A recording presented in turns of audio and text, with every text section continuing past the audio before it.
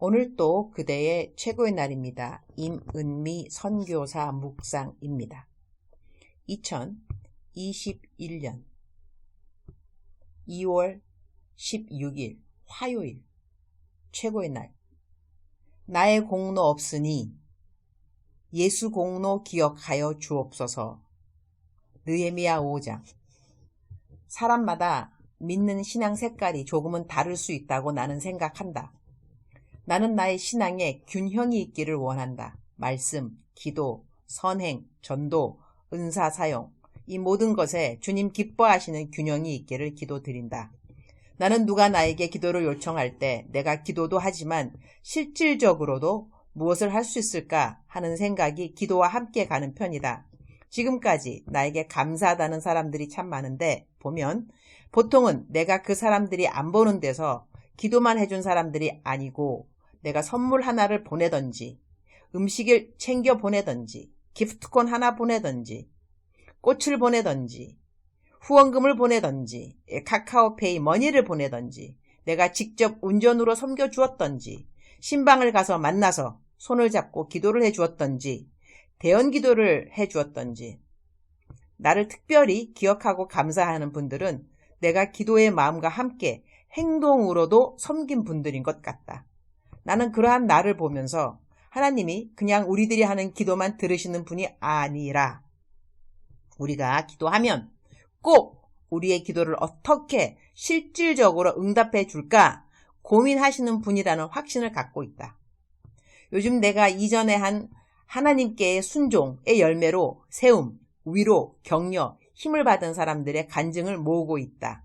아래의 간증글은 하나님은 살아계셔서 우리 모든 사람들을 100% 정말 잘 알고 계시다는 증거 중 하나이다.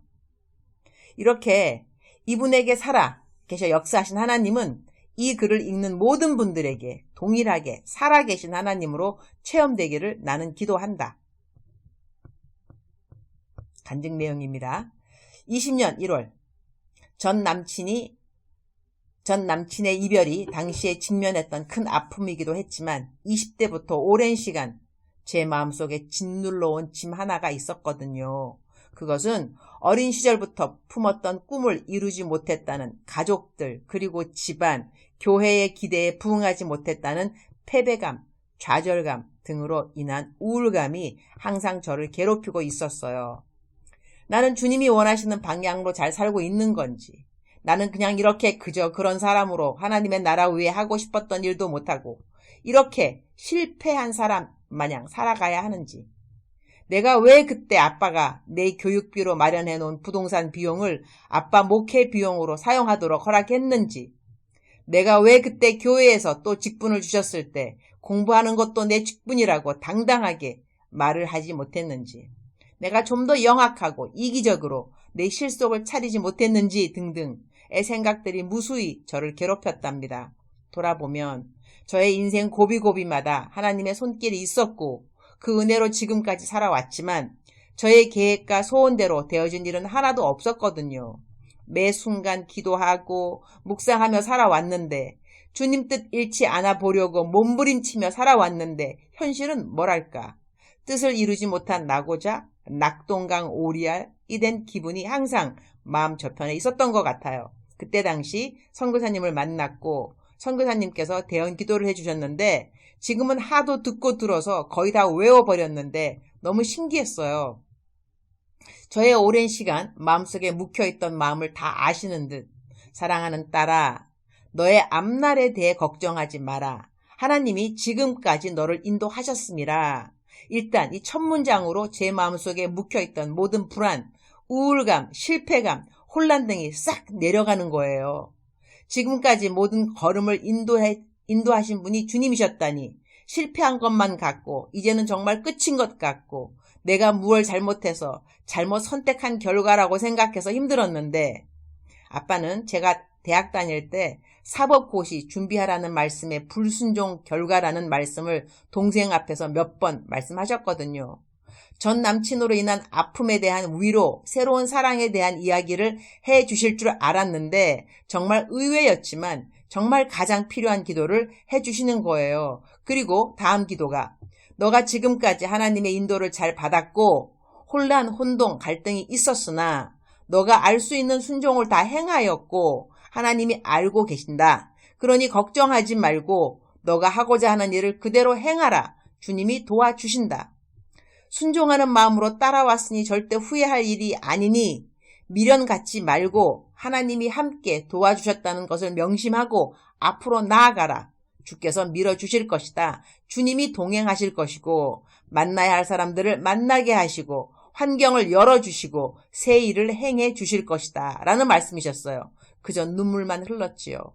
20년 1월 1일 새해에 주셨던 말씀이 마침 이사야 43장 19절 보라 내가 새 일을 행하리니 이제 나타낼 것이라.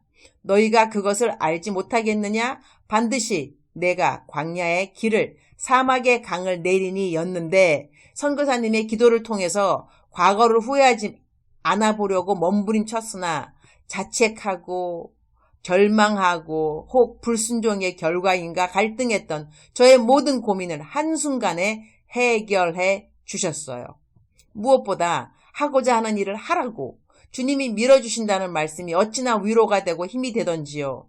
먼 길을 돌아가는 인생 같아서 막막하고 답답했는데 밀어주시는 주님이 계신다는 그저 든든한 마음이고 감동, 감격 그 자체였답니다. 작년에 40대에 접어들면서 암울했던 20대, 30대를 지나 새롭게 나의 인생 속에 펼쳐가실 주님의 일들을 조금씩 기대하는 마음을 가지게 되었어요. 가족들 앞에서도 뭔가 죄인 같은 마음으로 살았는데 당당해질 수 있게 되었고요. 사실 교회에서 대학생 사역하면서 항상 누군가의 멘토의 역할만 했었던 터라 실상 저의 멘토는 없어서 저의 아픔과 속내를 털어놓을 사람이 없어서 외롭기도 했었는데 다 털어놓지 않아도 주님께서 다 알고 계셨구나 라는 생각이 드니 주님이 더 가깝게 느껴지기도 했고 또 멀리서나마 영적 멘토로 여기고 따르고 싶은 선교사님과 같은 분을 알게 되어 어찌나 감사한지 몰라요. 그리고 선교사님께 기도받기 전에 주셨던 말씀과 일맥상통하는 기도를 해주시는 것을 들으면서 평소에 주님께서 저에게 주셨던 말씀들이 주님께서 저를 인도해 주시는 목소리였음을 다시 한번 확증해 주시는 것 같아 매일 말씀 묵상을 사모하게 되고 주시는 말씀에 더욱 귀 기울이고 주시는 말씀을 실제적인 주님의 음성으로 받게 되었답니다. 묵상 노트는 가끔 작성을 했었는데 선교사님께 기도받은 이후로 노트도 꾸준히 작성하고 있고 벌써 4권째 쓰고 있답니다. 선교사님 그때 일면식도 없는 저의 기도 제목도 받아주시고 기도해 주셔서 정말 감사드려요. 그날 기도는 제 인생에서 하나의 획을 긋는 사건이었습니다. 김한나.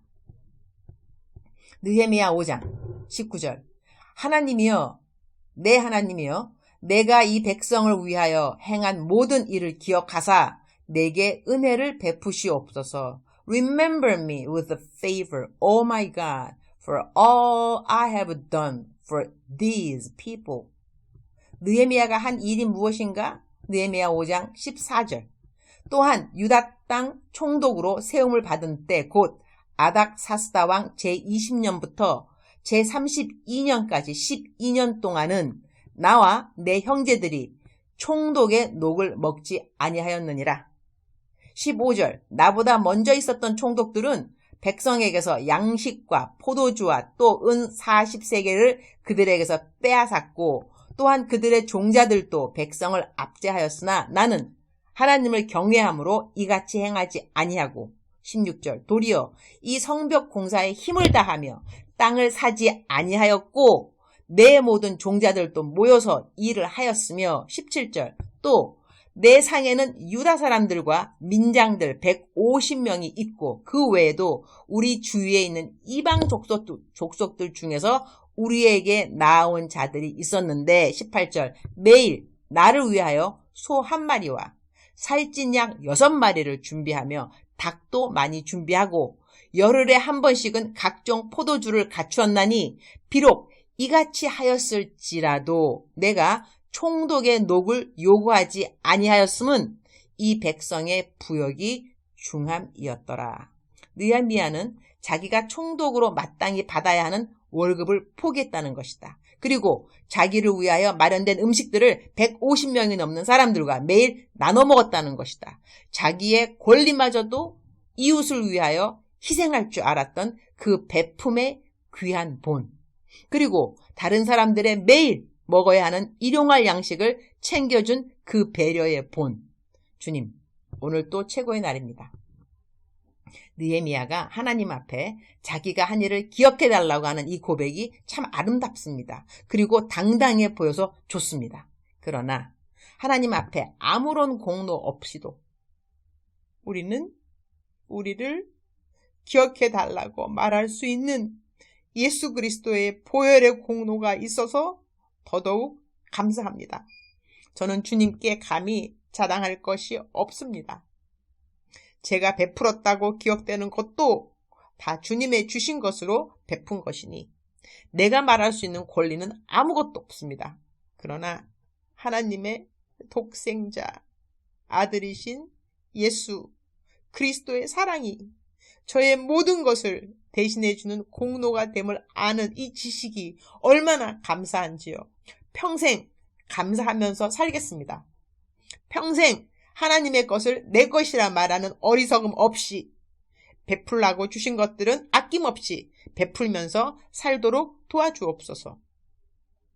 오늘 또 이 세상 각처에는 가난하고 힘들고 지친 사람들이 있습니다. 그들을 돌볼 수 있는 천사들을 그들의 이웃에서 만날 수 있도록 도와주옵소서. 오늘 또 저는 나는 이렇게 순종하였다 탈고를 위해 하루 종일 힘써야 합니다. 그래도 기도할 시간이 있어서 감사하고 이것저것 나눠줄 이웃이 있어 감사하고 자가 격리 힘드시죠? 열은 있나요?